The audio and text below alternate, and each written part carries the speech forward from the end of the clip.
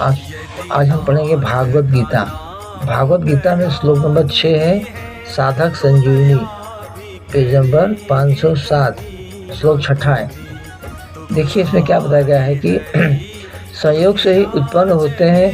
तात्पर्य यह है कि परा प्रकृति ने अपरा को अपना लिया है, अपना मान लिया है, उसका रंग कर लिया है। इसी से सब प्राणी पैदा होते हैं। इसको तुम धारण करो, अर्थात ठीक तरह से समझ लो अथवा मान लो। अहंकृत सन्य जगत प्रभव प्रलयवस्था। मात्र वस्तुओं को सत्ता स्फूर्ति परमात्मा से ही मिलती है।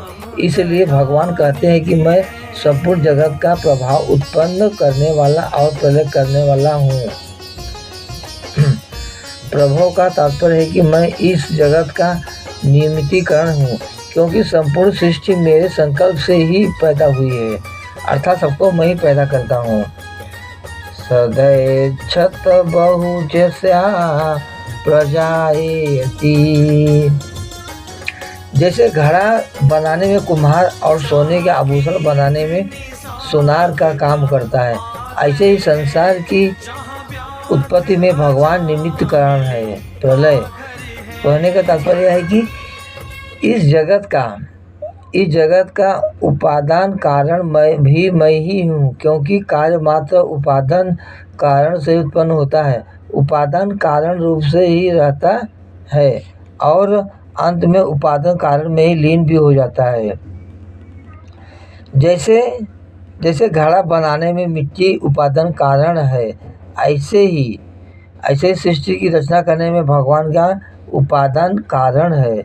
जैसे घड़ा मिट्टी से पैदा होता है, मिट्टी रूपी में ही रहता है और अंत में टूटकर घिसते मिट्टी में ही मिल जाता है। अर्थात मिट्टी से जब बना है वो घड़ा, आपका मान लो मिट्टी से बना है और मिट्टी में ही मिल गया। आपका घड़ा मान लो टूट जाता है, आप क्या करते हो? तो फेंक देते हो ना। तो फेंक देते हो, वो मिट्टी थी जहाँ पे पड़ा हुआ था और अंत में वो मिट्टी में ही मिल गया। तो इसमें क्या किस उत्पाद मचाना, क्या चिल्लाना। इसी तरह इंसान भी है। इंसान 5 तत्वों से बनता है।